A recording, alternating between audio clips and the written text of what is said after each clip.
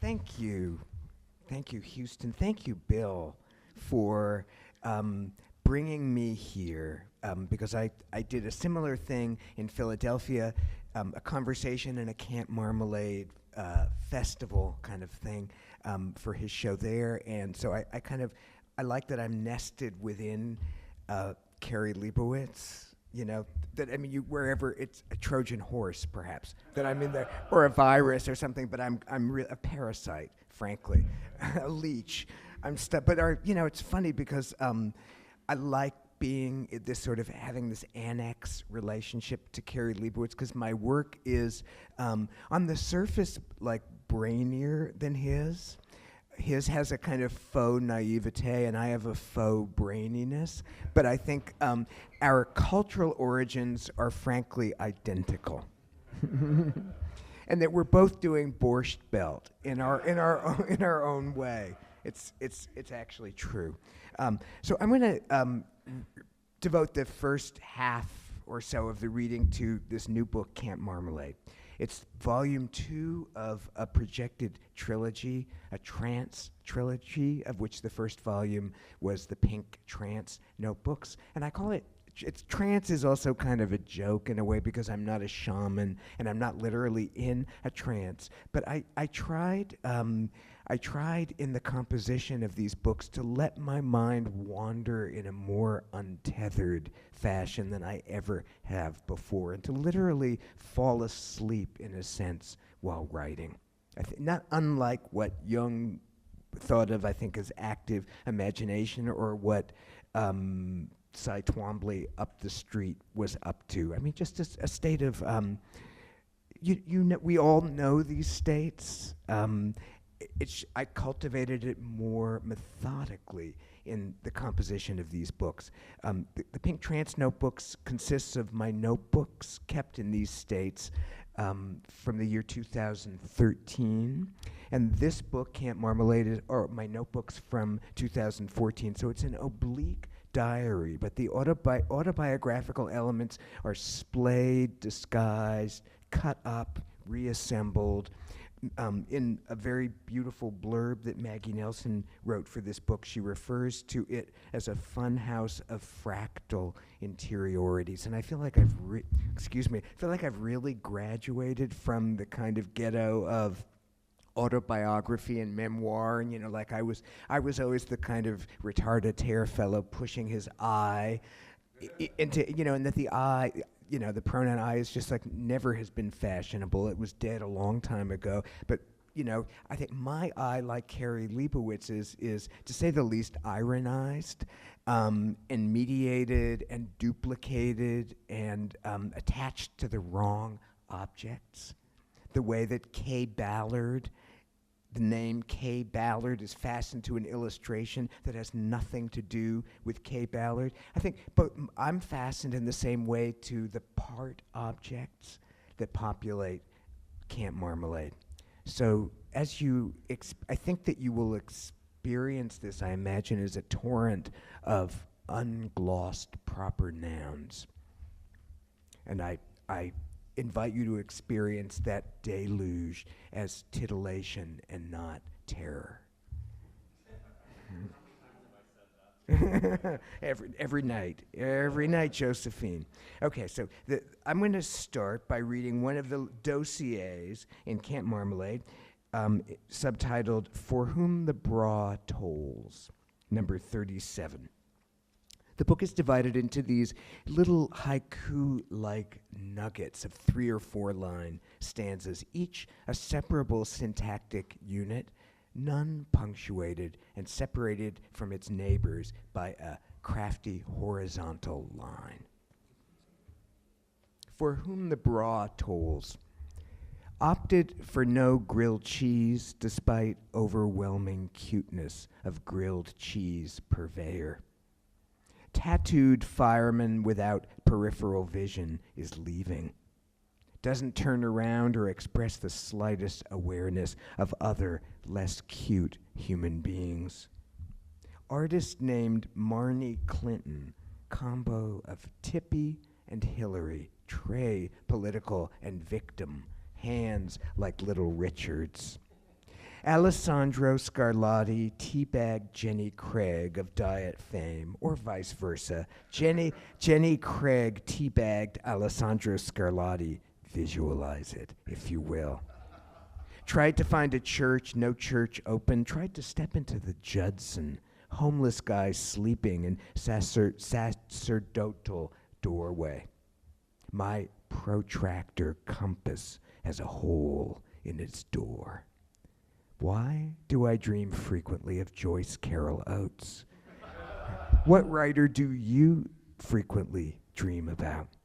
Messy atheists, self-wounding face scabs. Horizontal lines influence your interpretation of Helen and teacher.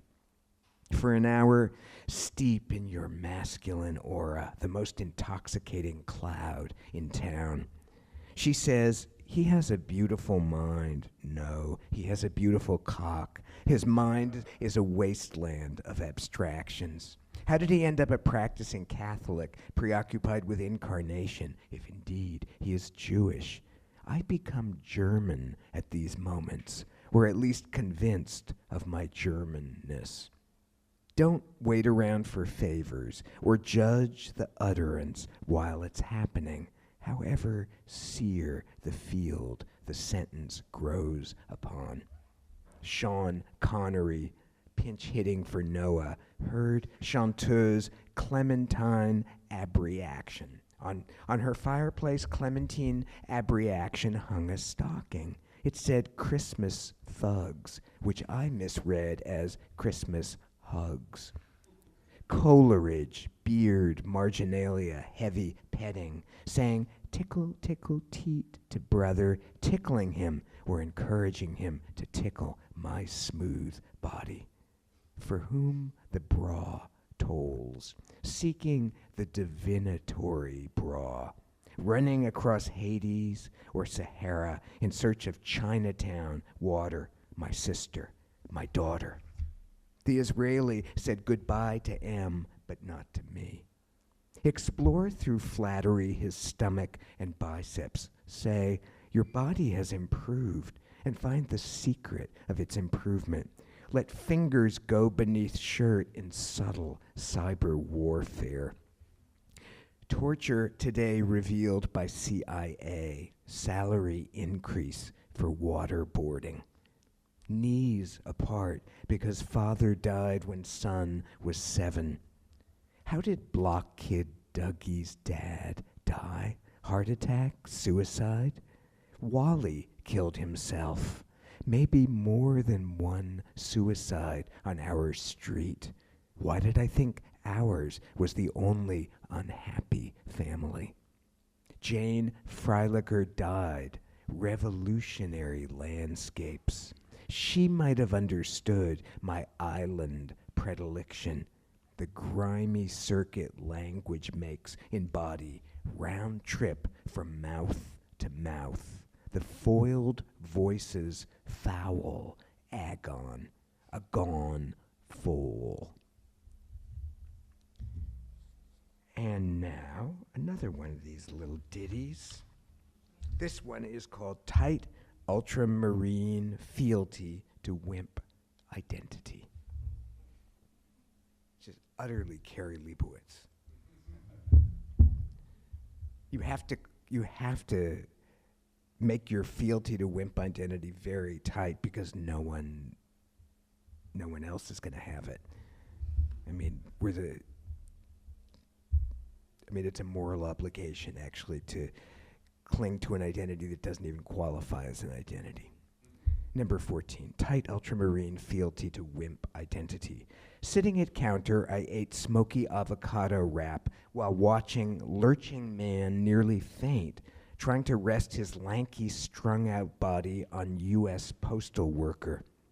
Hubert apparently gave him a withering look backstage at the maids. Mystery guy with tight ultramarine jeans squeezes cold gray around orange areas. In a few, he will smell of the artist whose goth tendencies and reticence earn my affection.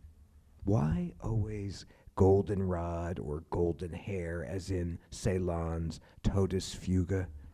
Thorough citation makes me slow down. JFK Jr. photos released in black and white. Everyone on the Rambla trying to sell me cocaine in 1919. Today, we bomb Iraq again. No clean way to say it.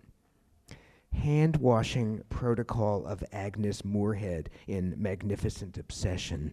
Great moment of sanitary fussiness. She'll do sight-restoring operation on Jane Wyman, but first she must sterilize soon-to-be bewitched hands. Broadway, 1965, Liz arriving at Hamlet, sidewalk mob like Children of Paradise finale. I said, "You are my godmother," and the beauty trained on me a glance she's accustomed to giving the non-famous, the non-handsome, the non-impeccable.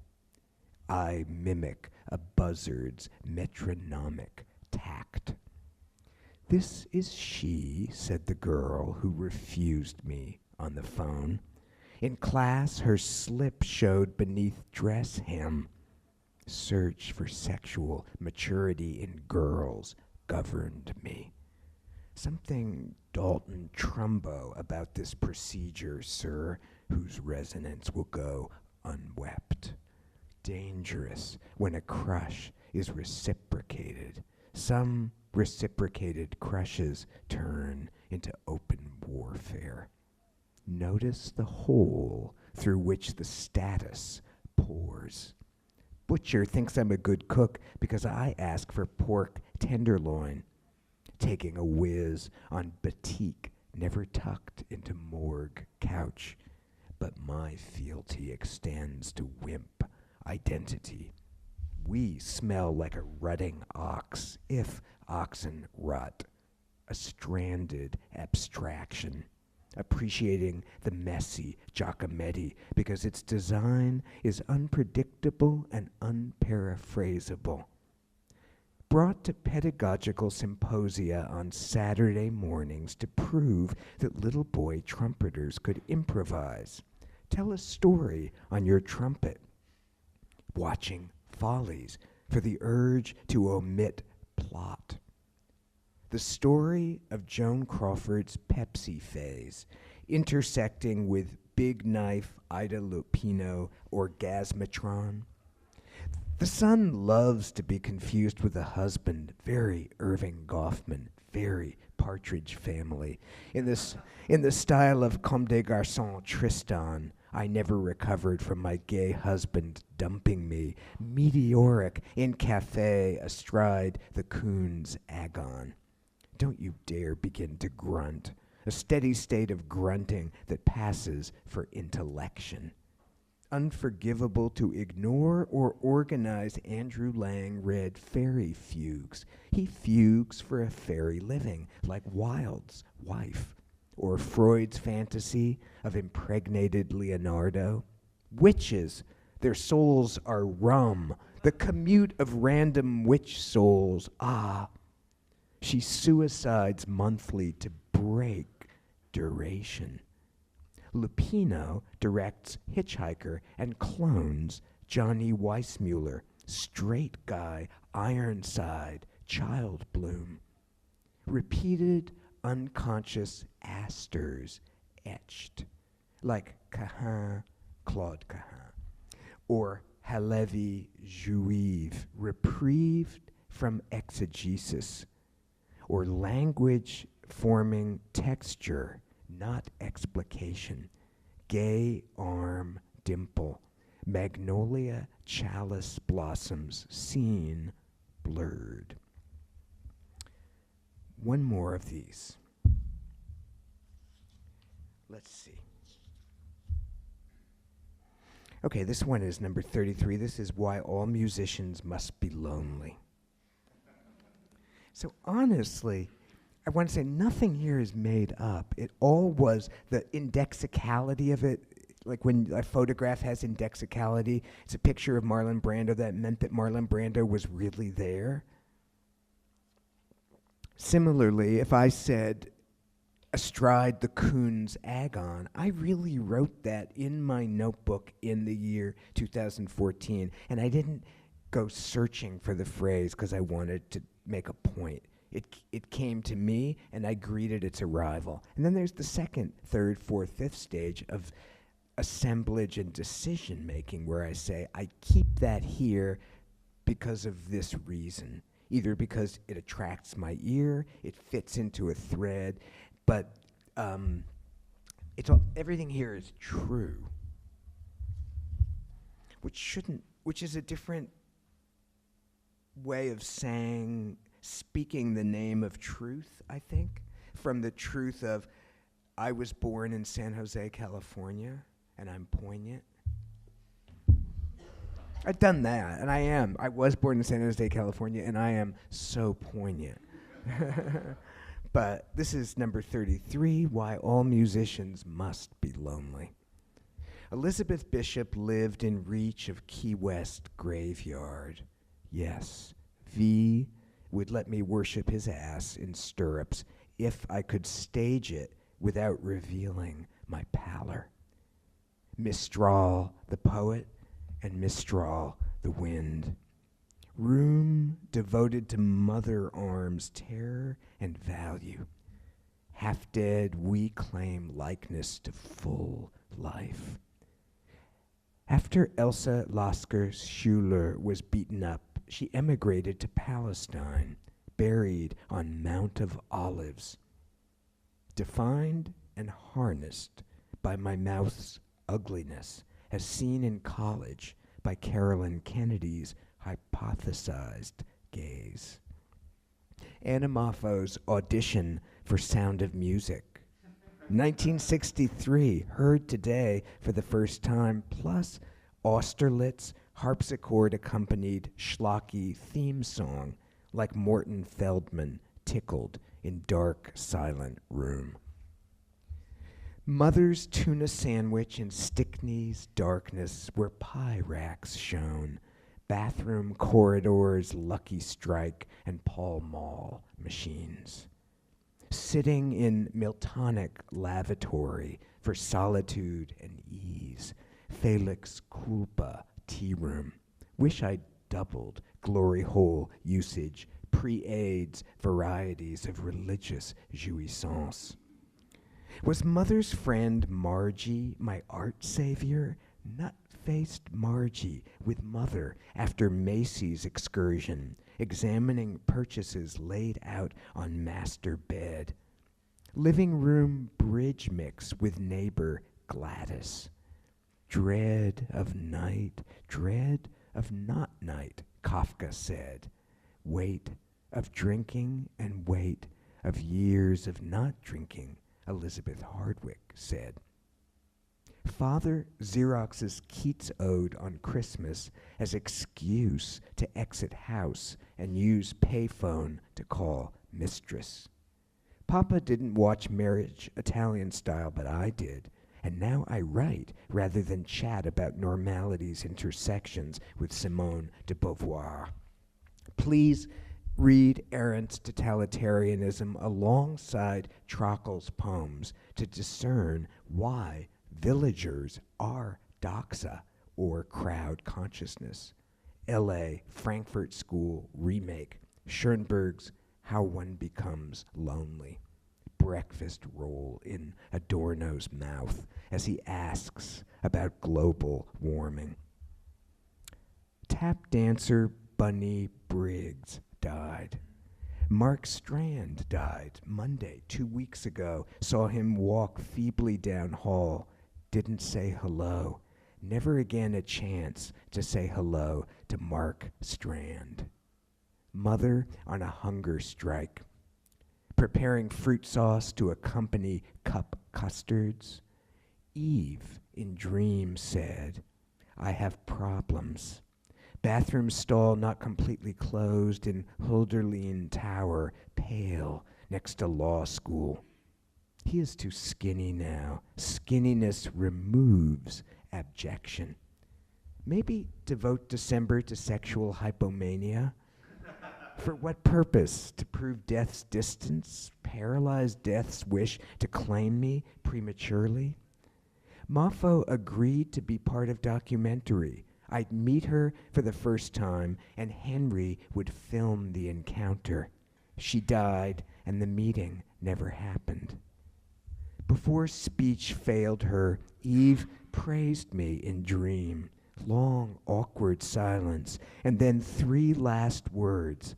I have problems. Her complex syntax eclipsed by sickness. Someone's mother hugged me as if I were for a moment a plausible cardboard fake son. Was mother's voice dodecaphonic? Dream. Saw live Vivian Leigh test Streetcar, reading the script for the first time opposite a young Marlon Brando who resembled Paul Lynde, cast against type.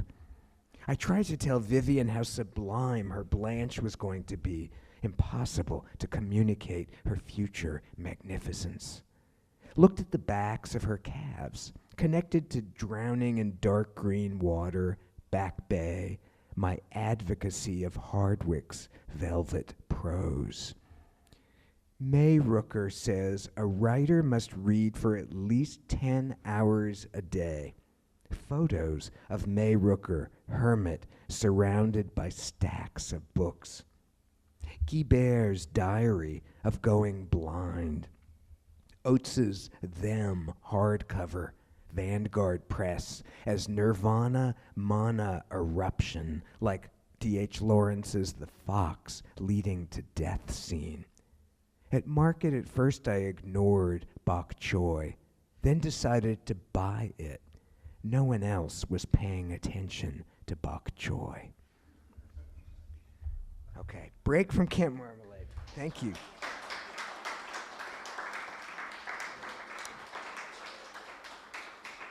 I urge you to enroll for the summer session. Like Cary Leibowitz, who is obviously a camp counselor at Camp Marmalade, says, hand jobs 5 cents. That's one of the artworks in there. I'm just quoting. It's not. It's the same philosophy here, in the sense of I think it's like the book. Just I'm giving away these. It's just my thoughts. It's just my life. It's just my consciousness. 5 cents. 5 cents. You know, there's a sense the economy of poetry is a dirt economy. As Eileen Miles says, poets are piss poor and they give us April, National Poetry Month. Don't condescend to us. But that's why I love poetry. It's because it's abject. I say somewhere else in Camp Marmalade, I'm happy to call poetry abject if that means you'll leave me alone with it. Okay, so now I'm going to read a little bit, just a kind of potpourri of earlier books. This is from a collection of essays, My 1980s, published in 2013. I'm going to read a few paragraphs from an essay about a fabulous young artist, Paul Mapaji Sepuya.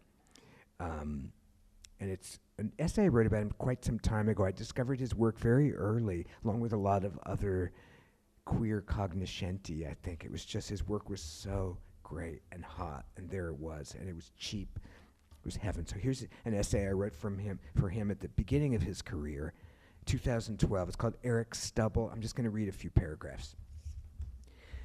I live with Eric. No, I live with a photograph of Eric taken by Paul Sepuya, born in 1982, whose work is easy to love and difficult to theorize. I bought Eric's image at a gallery in 2007 because I felt sexual desire for what the photograph seemed to represent. Eric has conspicuous stubble. His gray-green eyes refute the stubble or establish a dialectical relation with it. ... Earlier, I said that I bought the photograph of Eric because I felt sexual desire for him. Sexual desire is a careless shorthand that Sepuya's work slowly and methodically dissects. It would be more accurate to call my desire never-ending anticipation. Eric's image allows me to occupy an interim state that resists conclusion. The engine, desire-laden anticipation, keeps humming. Ongoingness begins to serve as consolation. Sepuya's photographs specialize in soliciting this form of anticipation, of endlessly postponed coalescence. I don't mind waiting. Prolongation allows me to look carefully at Eric's stubble, or at the spaces between the individual grains of embryonic hair, not yet a beard. Skip, skip, skip. Eric is my first love. My second love, nearly eclipsing the first, is Victor. Victor has wild hair, teased into a black halo. ... What consumes me with curiosity is Victor's sly contrapposto, as if he were deliberately quoting a Renaissance or Greco-Roman precedent. His hand, pivoting at the wrist, establishes ironic feyness as a signature of power and self-control. Opened on the folding chair is a zine, red-covered, called Fire. I won't make the mistake of asserting that my desire for Victor is this photograph's exclusive meaning. And I won't oversimplify desire. What I'm calling desire for Victor is a tangle of contradictory convictions. 1, I look like Victor. 2, I don't look like Victor. 3, I used to look like Victor. 4, no one recognized that I used to look like Victor. 5, it's too late to find Victor. 6, I need to change my life so that I can find Victor or make a career out of pursuing him. 7, I need to become a more serious artist so that I can use my desire for Victor in productive ways. 8, I need to compose a blason for Victor. I need to read 9, I need to read more philosophy so I can grasp Victor's profundity. One more paragraph. I haven't spoken clearly enough about Victor's buttocks or about the hair on his chest, abdomen, and legs. That information might not interest a reader of an essay about Sepuya's photography, or else that information might be essential. It might fall under the purview of sharp focus, a philosophical theme, connected to the mind's woefully finite capacity to pay unstinting attention to a single object. I pay close attention to Victor's buttocks and hair.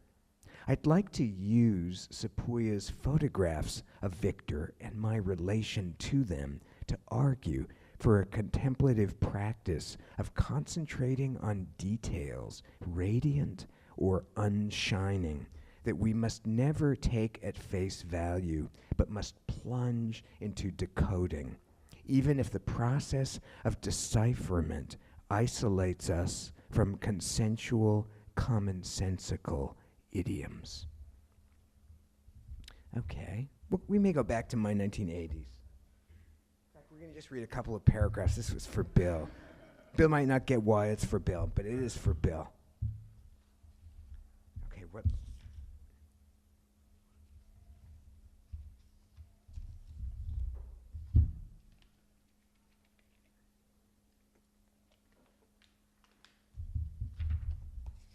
These are just really assorted little bits from an essay itself composed of bits. In the 80s, I worked as a legal secretary, a paralegal, and a legal proofreader. I freelanced as a typist, $1.50 per page. I temped for Kelly Girl. One pleasurable assignment was a stint at the Girl Scout headquarters. I taught 7th through 12th grade English at a yeshiva. I tutored a man from Japan in English conversation. I didn't turn a single trick. This morning I asked my boyfriend, an architect, about the 1980s. I said, let's make a list of salient features of our 80s. We came up with just 2 items: cocaine, AIDS. In 1980, after Reagan was elected, I began in repulsed reaction to read the New York Times. Before then, believe it or not, I'd never read the newspaper. A handsome brunette poet came to my apartment, and I dyed his hair blonde. I had a crush on him. He talked a lot about Michel Foucault. The poet and I bought the dye on 6th Avenue in the Village. In my kitchen, he stripped to his undershorts, which had holes.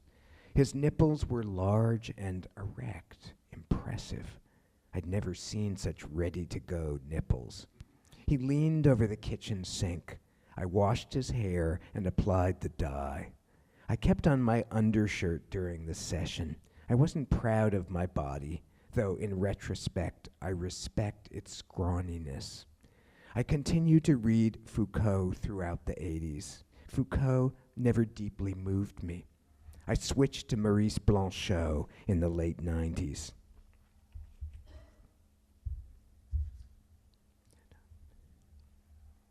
In 1983, I served a friend a veal roast served with pancetta.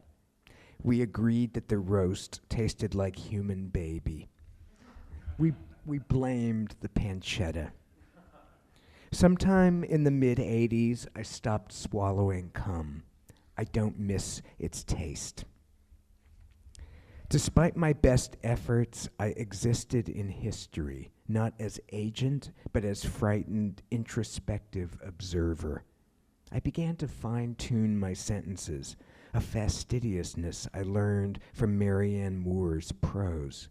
Precise sentences were my ideals, though in practice I was slipshod and sentimental. I began to seek a balance between improvisation and revision. I revised by endlessly retyping. I bought softcore porn magazines, Mandate, Honcho, others, from a newsstand on 14th Street. I felt guilty about my insatiably scopophilic core, culpable it could never get its fill of images. Over the years, I began to notice changes in porn bodies. The men were growing younger. Now, when I look back at those magazines, I've saved many. The men seem like old friends, guys I went to school with. Max Archer, Chad Douglas, Jesus. My mission in the 80s was to develop my aestheticism. My mission in the 90s was to justify my aestheticism. Two more paragraphs. In 1989, I developed a sustaining, mood-brightening crush on the UPS man. Hundreds, thousands of men and women in New Haven must have had a crush on that same UPS man. The first time he appeared at my doorstep with a package, I thought that a candid camera porn movie had just begun. If you want me to describe him, I will. When I look back at the 80s, I see myself as a small boat. It is not an important, attractive, or likable boat, but it has a prow, a sail, and a modest personality. It has no consciousness of the water it moves through. Some days it resembles Rimbaud's inebriated vessel. Other, clearer days, it is sober and undemonstrative. There are few images or adjectives we could affix to the boat. There are virtually no ways to classify it. Its only business is staying afloat. Thus, the boat is amoral. It has been manufactured in a certain style. Any style contains a history. The boat is not conscious of the history shaping its movements. The boat, undramatic, passive, at best pleasant, at worst slapdash, persistently attends to the work of flotation, which takes precedence over responsible navigation. As far as the boat is concerned, it is the only vessel on the body of water. How many times must I repeat the word boat to convince you that in the 80s I was a small boat with a minor mission and a fear of sinking? The boat did not sink.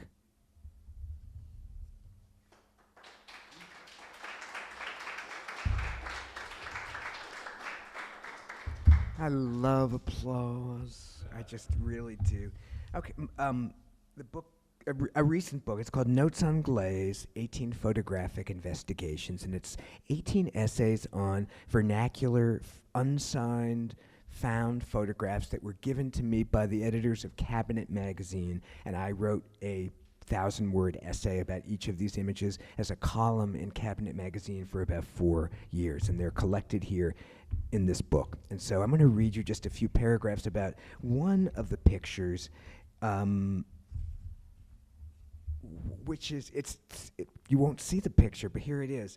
And my little essay on it is called Bouvier Carnage. And here's the picture. You won't, whatever. Please find the book on Amazon or wherever. Read it, love it, but meanwhile, just accept these bits of Bouvier Carnage. Dreamt I saw a new Sacha Baron Cohen movie about a Christian zealot. Afterward, I gave a lecture about Sacha's mother, who was, I argued, a magician. After orgasm, we fallaciously believe that our groins have furthered the universe's destruction. Aged swingers, Tiny Tim. S'agir de, my favorite idiom, sounds like agitation, though its meaning is benign. Dreamt I did drawings on chalkboard of fallopian tubes obsessively to express, I used these very words, my phantasmal body, and to assist some internal psychosurgery I was undergoing, a shamanistic metamorphosis. And now the end of the essay. Obviously, you can see it doesn't have much to do with the picture, but that's the joy of words. The second you write one sentence, it has nothing to do with its purported reference. And this isn't because I believe that words don't have meanings or everything is arbitrary. It's just words have so much meaning and so much materiality that they are headstrong and they create their own reality. That day we read no more. That day I auditioned for The Bad Seed. That day I bombed the studio where they were remaking The Sound of Music. In a dream, someone told me, it's obvious that you're spiritually evolved. I can tell from your frown. Is peevishness my avenue to trance? We come from a family of children with hearts torn out and consumed at banquet. Of the 4 available genders, I choose the middle 2. Vince gave me the idea for a poem called Kirk Douglas's Ass. I asked Vince to provide the first line. He offered, it was wet. I like his line, but I must write my own poem, however flawed. Oh, Rapunzel, oh, Sally Field, oh, Melisande. The motor behind this sentence is neo-surrealist frottage. My bathing cap, a Francesca da Rimini hand-me-down. Finally, a little bubble from my book, The Anatomy of Harpo Marx, which is an obsessive exegesis of most of the scenes in Harpo Marx's movies, focusing only on what Harpo is doing, and there are 300 little stills grabbed from the movie. I wasn't a visual artist when this was the last book I wrote before I started painting and making visual art, and I realized that my first art act really was, before I knew how to do the screen grabs for the movie, I was taking photos of my screen, with my bad little camera, and they were And I was then reading each of the photos I took of Harpo as a painting. I was reading its composition as a still image. So I was creating paintings, as it were, based on very distorted pictures I took from a computer screen. Then when I published the book, I had to refine each of those moments and do a screen grab so it would be a publication-worthy shot, which is so maddening I can't even begin to tell you. To try to find the exact image, whatever. Okay, so this is a whole little bit. This is all ekphrasis for a little picture I took of Harpo in the movie The Big Store. He has a sign on his ass. He's like that. And there's a fragile sign on his ass. I'm going to read, there's two little crots. The first is called Failure to Perform Schizoanalysis. Harpo's butt is fragile. The second is called The Point of the Penis. The first is longer than the second. I'm not behaving in Deleuze-Guattari-approved fashion. Instead of schizoanalyzing, I'm enthroning childhood memory. I wouldn't mind performing a schizoanalysis of Harpo or paying more attention to his flows than to his character, and yet I rely on the embarrassing I. D and G say that you can keep on saying I just for kicks and already be in another regime in which personal pronouns function only as fictions. Pretend that I use I just for kicks. Harpo slides into the down chute, the anus of the department store. The big store has many anuses. D and G would say field of anuses. We see Harpo carried through the store's bowels and then ejected from the upshoot, and when he emerges, a fragile sign is stuck to his butt. One hand holds the photo, the other grasps his left buttock. Harpo's butt is fragile, but he can't see or read the sign. Only we can. We can adjudicate that backward crack, that small division line on which rests the word fragile or its sign, catching Harpo stuck in the mail room. The mail room is a logical destination for a man who likes to destroy letters and eat communications, and who, as a fratophage, macerates any code he stumbles across.